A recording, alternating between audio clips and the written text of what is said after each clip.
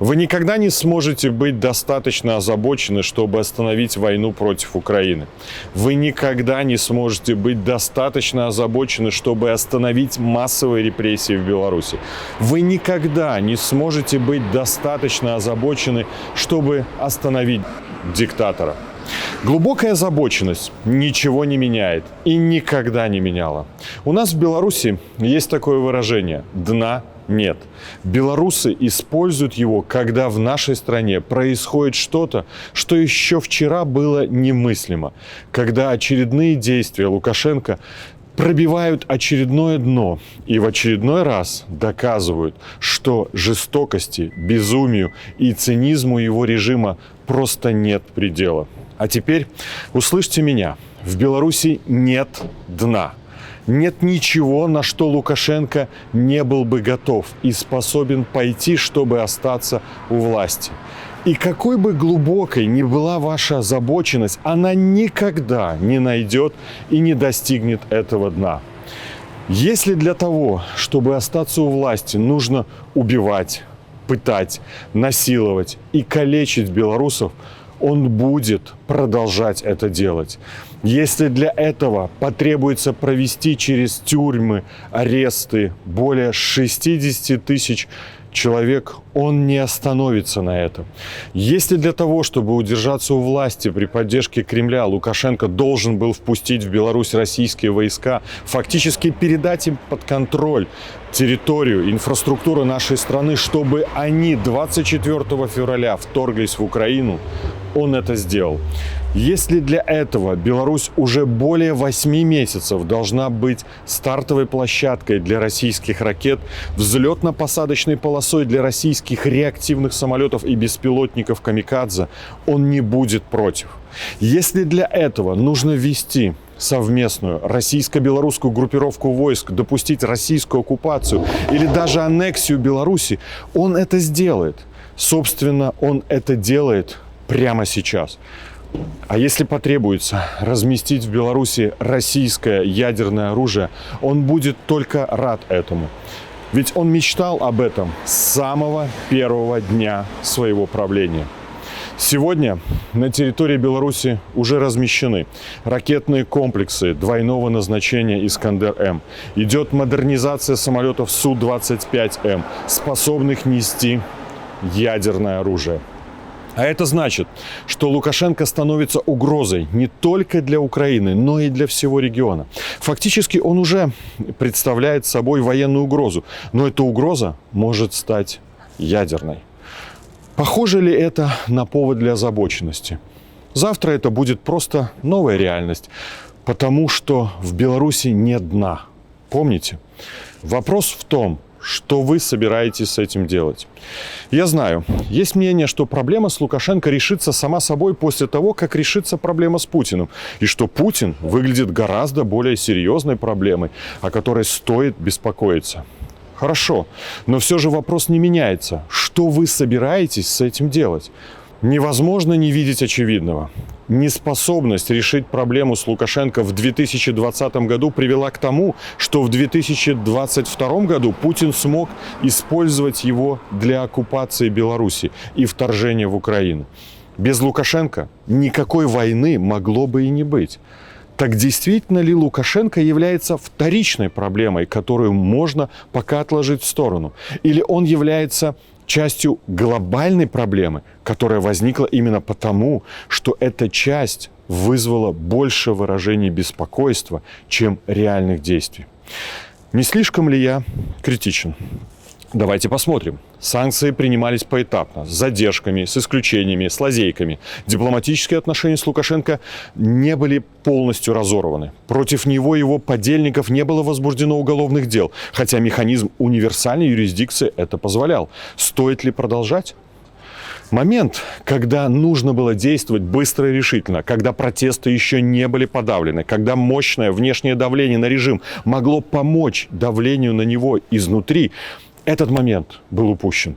Год спустя самых глубоких озабоченностей и обеспокоенностей по поводу массовых репрессий в Беларуси, Лукашенко почувствовал себя достаточно уверенно, чтобы совершить захват гражданского самолета, а следом за этим устроить масштабный миграционный кризис на границе с Евросоюзом. Через 2 года он стал военным агрессором вместе с Путиным.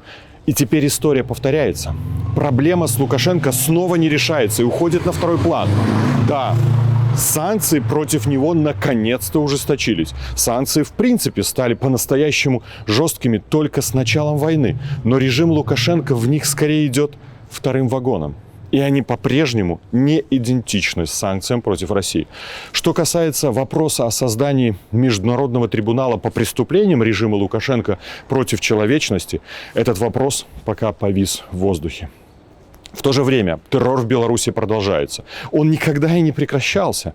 Российские военные эшелоны прибывают, угрожая Украине новыми вторжениями с белорусского плацдарма. И угроза размещения в нашей стране ядерного оружия тоже не иллюзорна. Хочется спросить, может быть, на этот раз все же не стоит упускать подходящий момент? Может быть, пришло время ввести против режима Лукашенко те же санкции, что и против России?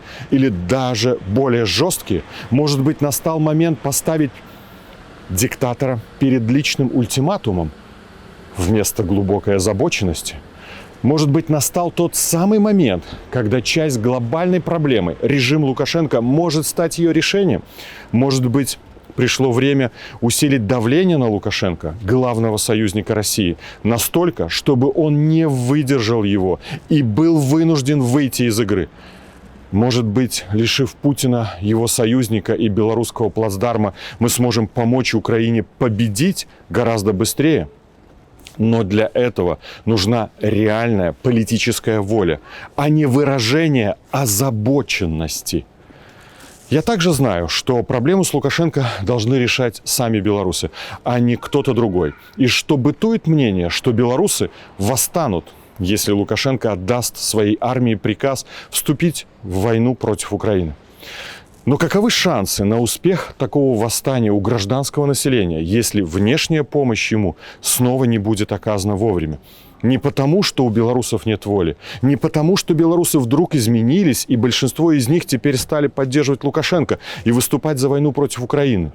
Нет, не стали, а потому что мы снова рискуем повторить ситуацию 2020 года, когда протестующим белорусам нужно было помочь не словами глубокой озабоченности, а мощным внешним давлением на Лукашенко. И когда этот момент был упущен.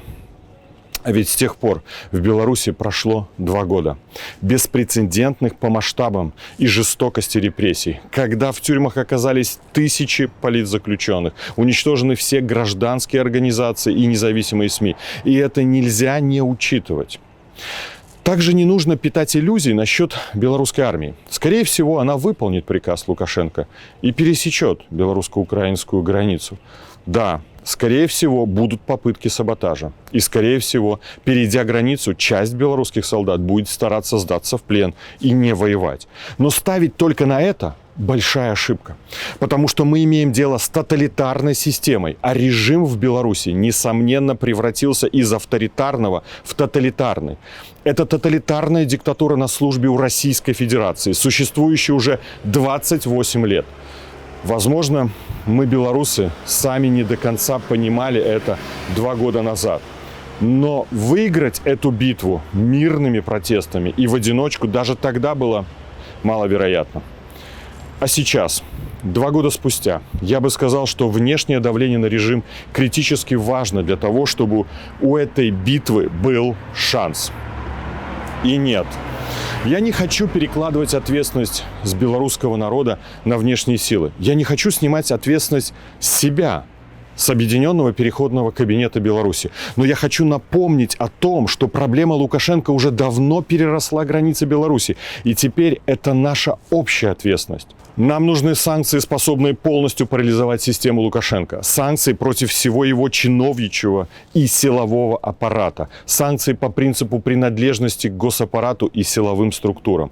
Нам нужны публично открытые уголовные дела против Лукашенко лично, против его пособников, против его силовиков. Нам нужна эта внешняя сила, и она есть. И у нее есть все эти инструменты давления. Но, похоже, у наших западных партнеров пока не хватает политической воли использовать в отношении режима Лукашенко свою силу по-настоящему.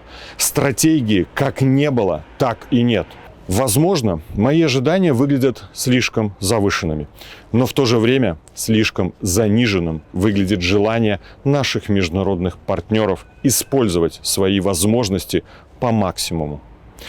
На глазах всего мира одна европейская страна вот-вот превратится в новую Северную Корею, а другая переживает настоящий геноцид и войну, какой Европа не видела со времен Второй мировой.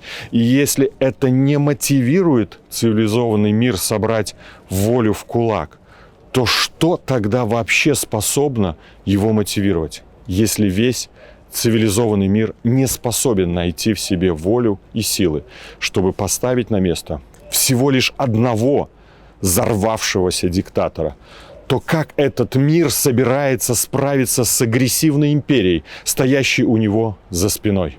Лукашенко – это именно то слабое место глобальной проблемы, удалив которое мы можем ускорить крах имперских амбиций России. И именно тот пример, когда вместо профилактики нужно хирургическое вмешательство. Повторю, у цивилизованного мира есть все необходимые инструменты для этого. Осталось только использовать их, чтобы помочь Беларуси, чтобы помочь Украине, чтобы миру больше не пришлось выражать озабоченность, глубокую озабоченность или очень глубокую озабоченность по поводу Лукашенко.